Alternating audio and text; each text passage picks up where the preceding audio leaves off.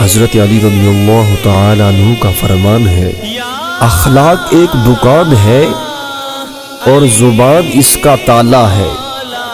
تالا کھلتا ہے تو معلوم ہوتا ہے کہ دکان سونے کی ہے یا کوئلے کی۔